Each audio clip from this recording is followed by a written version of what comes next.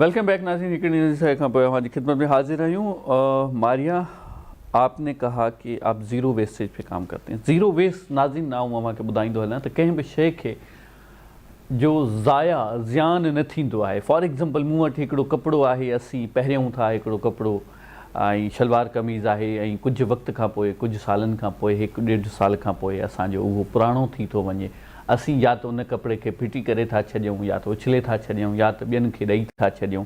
ॿियनि खे ॾियणु ॾाढो सुठो आहे, पर इन्हनि कपिड़नि मां या पंहिंजे घर में जेके शयूं तव्हां जूं इस्तेमालु थी वियूं आहिनि, इस्तेमालु थियण खां पोइ पुराणियूं थी वियूं आहिनि, अवी चओ था त अवी उन्हनि खे रिप्लेस करियो न्यू शइ सां, नई शइ सां। अच्छा, पुराणी शइ जो छा कजे? छा उन्हनि खे उछलिजे? छा उन्हनि खे ॿियनि लाइ इस्तेमालु कराइजे, ॿियनि जी मदद कजे? इन्हनि ते बि ॻाल्हाईंदासीं त असां पंहिंजे शयुनि जो बहितर इस्तेमालु कीअं करे सघूं था। मारिया, ज़ीरो वेस्टेज का एक छोटा सा एग्जाम्पल दे दें, कैसे, किस तरह है। फॉर एग्जांपल मेरे पास, जैसे मैंने एग्जांपल दिया कि शलवार कमीज़ है, हमारे पुराने हो जाते हैं, हम चाहते हैं कि या तो इनको जो है किसी को दे दें, या तो फेंक दें, या फट जाते हैं, किसी चीज़ के लिए इस्तेमाल कर लेते हैं, सफाई के लिए इस्तेमाल कर लेते हैं। तो इसको कैसे प्रॉपर तरीके से और बेहतर तरीके से कैसे इस्तेमाल कर सकते हैं? सबसे जो मेन चीज़ है, अर्निंग कैसे कर सकते हैं? अब देखिए, मेरी जो अपनी हमने जो एक सेफ स्पेस क्रिएट की हुई है ख़वातीन के लिए, वहाँ पे हम ज़ीरो वेस्टेज पे काम करते हैं। ठीक है। हमारे पास क्लाइमेट को अगर हम देखें ना, तो हमारे पास फैब्रिक पोल्यूशन और प्लास्टिक पोल्यूशन सबसे ज़्यादा है।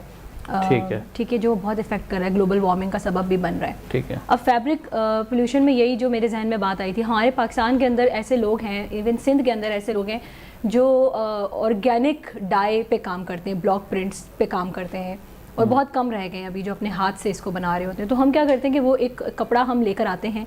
अब उस कपड़े से मैं कितनी सारी प्रोडक्ट्स बना सकती हूँ, उससे मैं जैकेट्स भी बनाती हूँ, फिर जो बच जाता है उससे हम लोग बनाते हैं, बैग्स बना रहे होते हैं, मास्क बना रहे होते हैं, और फिर हम लोग सैनिटरी किट्स भी बना रहे होते हैं उससे। तो उसके अंदर से कुछ भी वेस्ट नहीं जाता है। और इवन फिर जो वो कतरनें बच जाती हैं पतली पतली, उसको हम लोग कुशन फिलिंग के लिए यूज़ करते हैं। तो फिर वो एंड में कुशन्स बन रहे होते हैं। तो वो एक चीज़ से आप कितनी सारी चीज़ें बनाते हैं और कुछ भी वेस्ट उसके अंदर नहीं जाता है। तो और फिर उस पर हम लोग जो है अपनी मार्केटिंग करते हैं, और जब हम कॉज बताते हैं मार्केट करते हुए कि ये कॉज है हमारा, तो लोग प्रेफर करते हैं। अब लोग बड़ा इस तरफ आ रहे हैं, एक मार्केट पूरी बन गई है कि लोग प्रेफर करते हैं कि हम ज़ीरो वेस्टेज प्रोडक्ट्स खरीदें, ताकि एनवायरनमेंट में हमारा कंट्रीब्यूशन हो सके। बिल्कुल सही। अच्छा, मार्केटिंग आप किस तरह करती हैं? ऑनलाइन प्लेटफॉर्म्स हैं डिफरेंट, ठीक है। फिर अपना कि आप हाइलाइट्स क्या डालती हैं वहाँ पे? फॉर एग्जांपल आपने एक बैग बना लिया ज़ीरो वेस्टेज पे, आपने कुछ और चीज़ बना ली, हाइलाइट्स क्या होगी कि भाई ये होममेड है, ज़ीरो वेस्टेज है, या यूज्ड है जिसको हमने दोबारा से रिसाइकिल करके एक न्यू प्रोडक्ट बनाई है? अच्छा, इसकी ना दो हाईलाइट्स होती हैं। एक तो ये ज़ीरो वेस्टेज होता है, ठीक है, हम कुछ रिक्रिएट भी कर रहे होते हैं, पुरानी जीन्स की पैंटों से बैग्स बना रहे हैं, या पुराने कपड़ों से हम लोग बैग्स बना रहे हैं। एक तो ये हमारी पूरी कैंपेन है, से नो टू प्लास्टिक बैग्स, उसमें हम ये बनाते हैं। वो पूरी कैंपेन थी, कैंपेन को हमें सस्टेन करना था, तो हमने उन बैग्स को बेचना स्टार्ट किया है।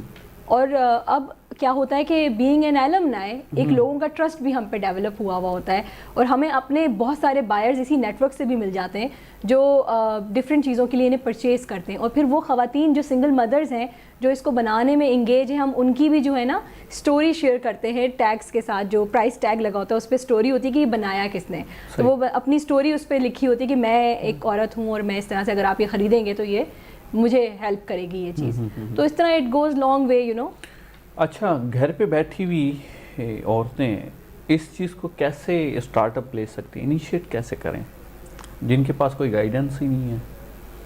मेरे ख्याल से तो देखिए, एक तो अगर बाहर निकल सकती हैं तो ऐसे कोर्सेज में हिस्सा लें, बहुत सारे फ्री ऑफ कॉस्ट हैं। हम बल्दिया टाउन में हैं, ठीक है, हमारे पास आती हैं, हमारे पास आके ट्रेनिंग लेना चाहती हैं तो बिल्कुल आ सकती हैं। हुनर घर के नाम से है हमारा इदारा। अदरवाइज़ आजकल तो आपके पास यूट्यूब पर हर चीज़ का ट्यूटोरियल मौजूद है। आप बड़े आराम से, बस आपने सर्च करना है और आपको टाइप भी नहीं करना है, आपने सिर्फ बोलना है माइक ऑन करके कि भाई मुझे ये चीज़ दिखा दें, तो वो आपको वो चीज़ आपको टाइप भी नहीं करनी होती है कि आपको स्पेलिंग नहीं आती है, आप लिख नहीं सकते। तो बहुत इजी एक्सेस है आजकल। बिल्कुल सही। अहमद, अवां जो एक्सपीरियंस रहियो आहे, अवां पंहिंजी फील्ड खां 2 साल थोरो परे रहिया आहियो, साइड ते रहिया आहियो, पंहिंजी इलेक्ट्रॉनिक्स जी डिग्रीअ खे छॾे तव्हां ई कॉमर्स में हलिया विया आहियो।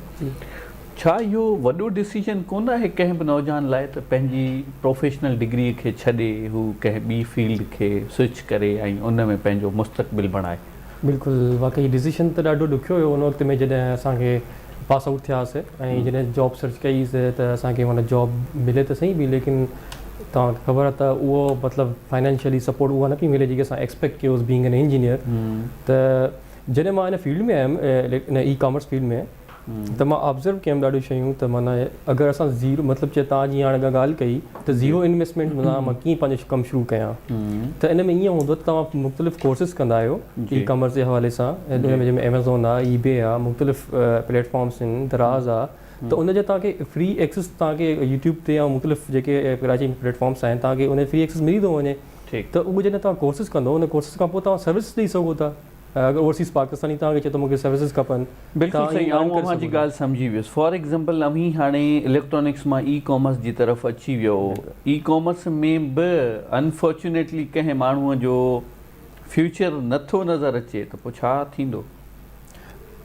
ईअं थींदो आहे त अगरि ई कॉमर्स में कोई वञे थो, ई कॉमर्स में हुनखे सम्झ में नथी थिए त सम्झे थो त नथो थी सघे मूंखां या मां हिन जे लाइ केपेबल न आहियां। पाण प्योरली इन ते ॻाल्हायूं त पंहिंजे प्रोफेशन खे चेंज करणु केतिरो ॾुखियो आहे, केतिरो सवलो आहे, उन में कहिड़ियुनि शयुनि खे फेस करिणो थो पवे, छा चवंदो? हा, जॾहिं तव्हां प्रोफेशनल चेंज कंदा आहियो पंहिंजो, जॾहिं तव्हां लेट्स सपोज़ मां इलेक्ट्रॉनिक्स मां प्रोफेशन चेंज कयो, एडमिन साइड ऐं फाइनेंस साइड ऐं वरी ई कॉमर्स साइड, त सभिनीनि जो इंटरव्यूअर्स जो सुवाल इहो हुयो त तव्हां ही शिफ्ट छो कई आहे, 180 डिग्री शिफ्ट छो आई आहे।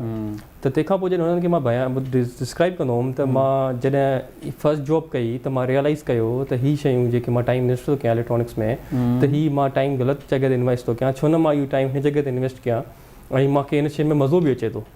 त जंहिं शइ में अगरि तव्हांखे मज़ो अचे या तव्हां सम्झो था त ही शइ मूंखे टाइम बाउंड न आहे, कयां थो त ख़बर ई कोन्हे पई टाइम केतिरो थी वियो आहे, ऐं तव्हां हुन में अर्न बि कयो था, त आई थिंक त डिफ़िकल्ट आहे, लेकिन आहिस्ते आहिस्ते हू तव्हां हुनखे एब्ज़ॉर्व करे था वञो। बिल्कुलु सही। अव्हीं छा था सम्झो त हिकिड़ो माण्हू जेको पंहिंजे प्रोफेशन खे चेंज करे ॿिए कंहिं प्रोफेशन ॾांहुं वधे थो त छा ओतिरी ई कामयाबी हासिलु करे सघे थो जेतिरी हू पंहिंजी डिग्रीअ में पंहिंजे प्रोफेशन में रही करे सघे थो, करण जा चांसिस आहिनि?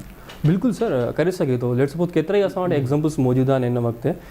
तव्हां अगरि मुख़्तलिफ़ माण्हुनि जा एग्ज़ाम्पल वठो जिन खे डिग्री बि न हुई, उन्हनि जस्ट पंहिंजी सॉफ्ट स्किल्स ते कमु कयो, उन्हनि खे डिग्री बि न हुई, उन्हनि जस्ट सॉफ्ट स्किल्स ते कमु करे पंहिंजो उन शइ में जंहिं शइ में उन्हनि खे इंजॉय करिणो हुयो, जंहिं शइ में उनखे इंजॉय पियो अचे, मज़ो पियो अचे, उन्हनि उन शइ खे पकितो, उन फील्ड खे वरितो, उन फील्ड खां पोइ उन्हनि उनखे इन्वेस्ट ॾिनो, टाइम ॾिनो। इन्वेस्टमेंट ज़रूरी न तव्हां पैसा आणो, तव्हां टाइम बि इन्वेस्टमेंट कयो, इहा वॾी शइ आहे। बिल्कुलु। त जे तव्हां कंहिं शइ में टाइम इन्वेस्ट कंदा आहियो त माण्हू तव्हांखे रिकग्नाइज़ करणु शुरू थींदा आहिनि त यार ही वाक़ई हिन में कैपेबिलिटी आहे।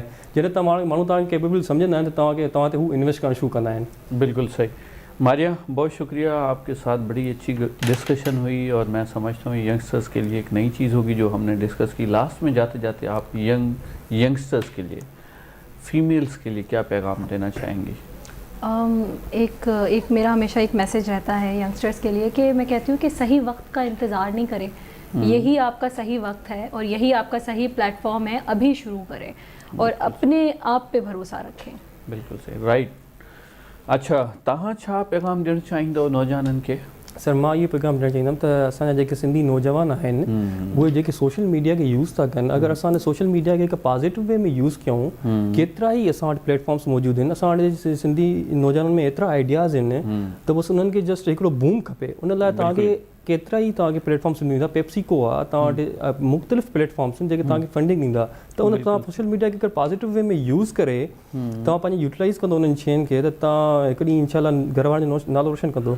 ज़बरदस्त। नाज़रीन, आउं सम्झां थो अॼु जो सेशन ऐं असांजो प्रोग्राम अव्हां ताईं पहुतो बि हूंदो ऐं अव्हां इन मां कुझु न कुझु ज़रूरु हासिलु कयो हूंदो।